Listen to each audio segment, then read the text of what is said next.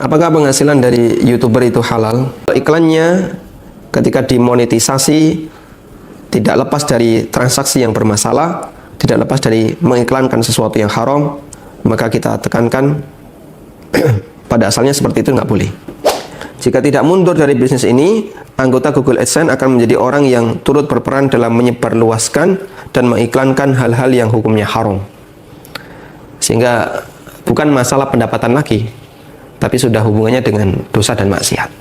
Apakah penghasilan dari YouTuber itu halal? Sukron. Apakah penghasilan dari YouTuber itu halal? Penghasilan dari YouTuber berarti AdSense ya, dominan iklan. Kami tidak menegaskan halal haramnya.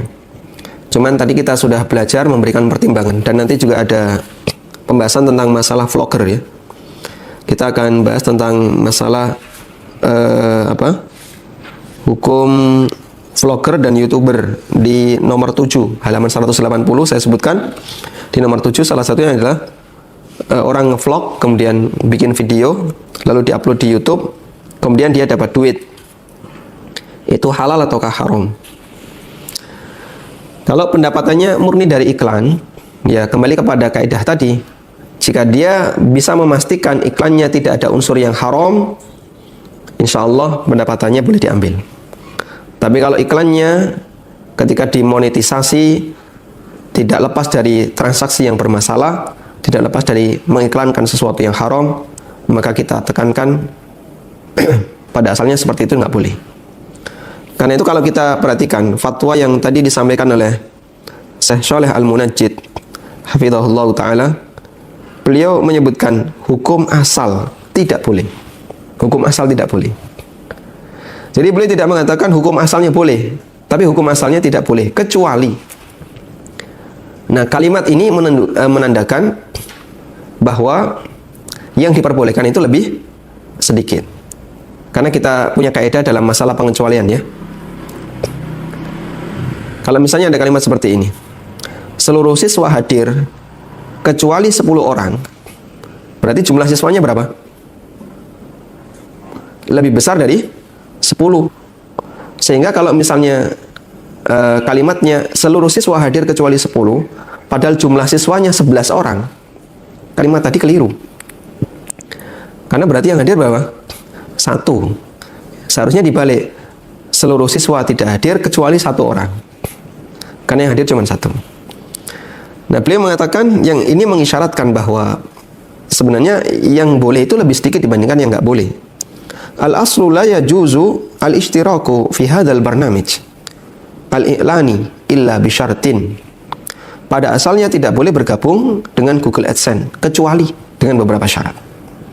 Dan beliau sebutkan tadi dipastikan bersih dari berbagai situs yang diiklankan dari hal-hal yang haram. Dan juga tidak ada unsur ta'awun 'alal itsmi wal 'udwan. Nah, Anda bisa perhatikan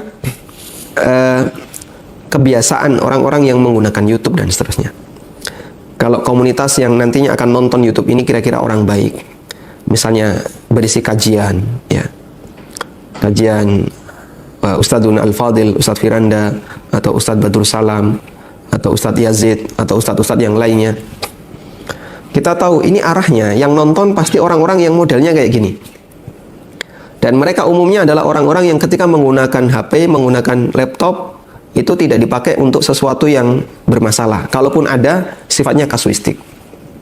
Kalaupun ada itu sifatnya kasuistik. Berarti insya Allah dominan iklannya bisa dikendalikan. Nah, kalau seperti ini, wallahu ta'ala alam, berarti sebagian besar dari penghasilan iklan itu mubah. Tapi kalau misalnya Anda ngevlog, membuat YouTube untuk materi yang terlalu hobi, sepedaan, apalagi otomotif, apalagi iklan musik, nah itu penggunanya lebih tidak bisa disaring. Akibatnya kebiasaan pengguna nanti iklannya masuk di situ sesuai dengan kebiasaannya. Nah, bagian ini kadang kita lebih sulit untuk memfilter. Yang takyif fikih tentang transaksi Google AdSense dan AdMob, transaksi dalam Google AdSense termasuk transaksi jualah yang hukum asalnya tidak terlarang. dengan syarat materi iklannya tidak bermasalah dan tujuan iklannya tidak mendukung hal yang haram. Dengan kesepakatan yang tadi atau dengan syarat yang tadi kita sebutkan. Unit jasanya halal. Yang kedua, tidak ada unsur ta'awun 'alal itsmi wal udwan. Kita tidak mengetahui berapa banyak orang yang akan mengklik iklan di situs peserta bisnis online Google AdSense. Selama upah yang diberikan jelas sebagai kompensasi atas klik pada setiap pengunjung, transaksi tersebut tidaklah terlarang secara syariat. Namun kita wajib memastikan isi iklan tidak ada yang bermasalah dan menghindari iklan produk-produk yang terlarang. Jika dua ketentuan ini terpenuhi, maka upah iklannya jika kedua ketentuan ini tidak terpenuhi, maka upah iklannya bermasalah karena tidak memenuhi syarat jasa yang sah secara syar'i. Baik. Kita coba lihat ya. Ada orang yang memasang AdSense. Yang kita pahami ketika anggota itu mendaftar AdSense dan mau masang iklan, maka yang bisa dilakukan adalah membatasi dengan kategori ya.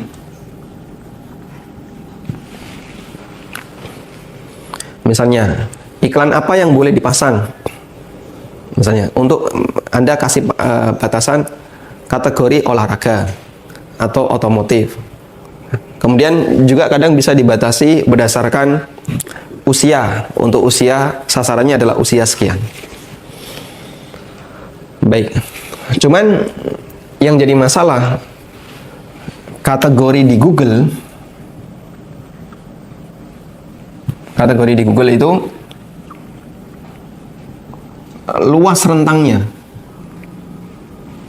Luas rentang.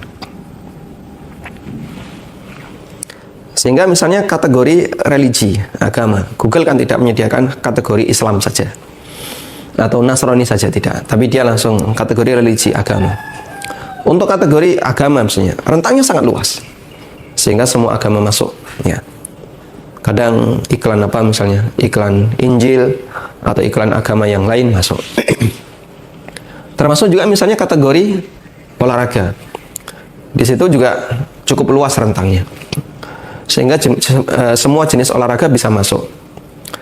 Termasuk misalnya olahraga renang, olahraga yang harus membuka aurat dan yang lainnya. Kemudian realita yang lain bahwa meskipun sudah dipasang kategori, algoritma iklan itu menyesuaikan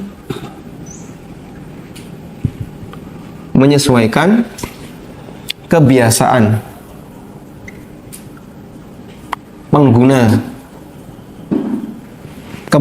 pengguna device-nya, pengguna alat.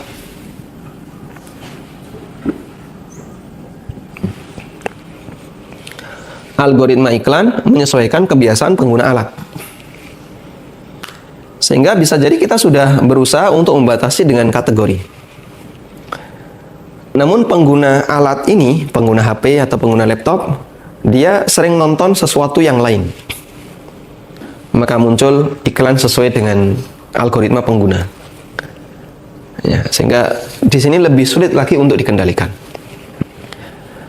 Seperti beberapa laporan yang dulu kami dapatkan ketika di Yufid-nya. Kenapa muncul iklan ini, iklan ini, iklan ini?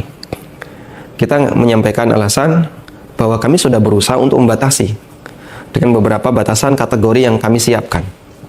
Kok masih muncul iklan seperti ini? Itu bisa jadi karena yang bersangkutan sering menggunakan HP-nya, sering menggunakan laptopnya untuk nonton seperti itu. Makanya dimunculkan kayak gitu. Karena kalau kemudian orang misalnya sering nonton otomotif, lalu dia dimunculkan iklan Injil, dia nggak tertarik.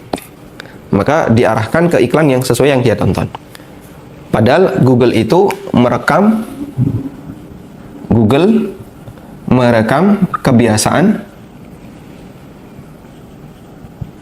kebiasaan penggunanya. Nah, bagian inilah yang cukup sulit untuk bisa kita kendalikan. Karena itu kembali kepada aturan tadi, bahwa dalam jual beli jasa Anda harus memenuhi dua ini. jasa itu halal manfaat, dan yang kedua tidak mengandung unsur tolong-menolong dalam maksiat. Bisa jadi dari sisi konten iklannya nggak ada masalah, kontennya tidak ada aurat, tidak ada konten bermasalah, tapi tujuannya bermasalah, mengajak orang untuk berbuat maksiat. Sehingga misalnya sering kita lihat konten iklan game itu kan cuman animasi ya, animasi game apa itu, yang orangnya kecil-kecil itu ya, orangnya kecil-kecil, nggak ada wanita di situ, nggak ada aurat. Animasi nggak ada wanita, game semut misalnya, menghancurkan kerajaan semut. Namun arahnya game kita tahu, dia mengajak orang untuk membuang-buang waktu, menyanyiakan waktunya. Sehingga bisa jadi ada tolong-menolong dalam maksiat atau tolong-menolong dalam hal yang sia-sia. Ya. Dan ini tidak selayaknya kita lakukan. Baik, Anda bisa bayangkan aplikasi Anda bentuknya hadis, isinya Al-Quran hadis. Tapi tiba-tiba muncul iklan kayak gini. Jadinya kan menurunkan wibawa. Di sebuah masjid ada orang yang mengiklankan game, itu menurunkan wibawa. Karena itu penting untuk memperhatikan poin-poin tadi ya. Membatasi semaksimal mungkin. Kemudian kalaupun kategorinya sangat luas, jika bisa dibuat lebih sempit, lakukan. Dan nah, bagian ini yang susah untuk kita kendalikan, karena ternyata iklan yang muncul dia menyesuaikan dengan kebiasaan pengguna. Karena itu di sini ada beberapa fatwa ulama tentang Google AdSense ya. Seperti yang disampaikan dalam fatwa Islam dari penjelasan yang disampaikan oleh Syekh Muhammad bin Shalih Al-Munajjid hafizahullah taala, ketika beliau ditanya tentang Google AdSense, beliau mengatakan, al-aslu annahu la yajuzul ishtiraku fi hadzal barnamij al-i'lani. Hukum asalnya tidak boleh bergabung dalam Google AdSense illa, kecuali bi syarti ta'aqqudi min salamatil mawaqi' al-mu'lin anha wa khulwiha minal muharramat. Kecuali bisa dipastikan bersihnya berbagai macam situs yang diiklankan tersebut dari hal-hal yang haram. Li'annahu la yajuzul i'lanu wad di'ayatu wal i'anatu ala nashril munkarat. Karena tidak boleh mengumumkan, mengiklankan dan membantu penyebaran kemungkaran. Kemudian beliau mengutip firman Allah Ta'ala, wa ta'awanu 'alal birri wat taqwa wa la ta'awanu 'alal itsmi wal 'udwan. Kemudian beliau melanjutkan, jika memang realitanya bahwa mayoritas situs yang diiklankan pada situs peserta Google AdSense adalah situs mengenai pengajaran berbagai bahasa atau semisal dengan itu, maka hukumnya tidak mengapa. Misalnya mengiklankan pelajaran bahasa. Nah, terlebih lagi jika anggota sangat membutuhkan penghasilan.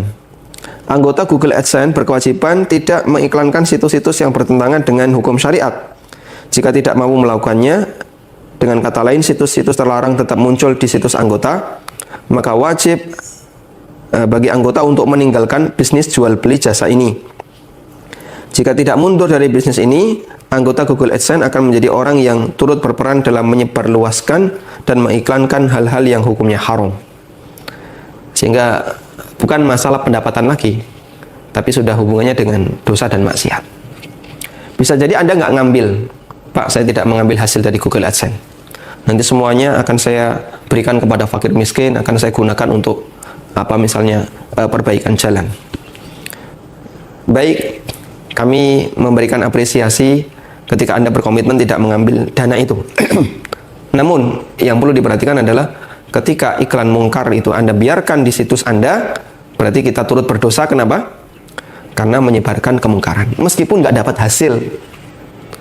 Sehingga sangat disayangkan, kita nggak dapat manfaat, tapi justru kita dapat dosa. Uangnya tidak bisa kita makan, tidak bisa kita manfaatkan, tapi justru kita mendapatkan perbuatan dosa.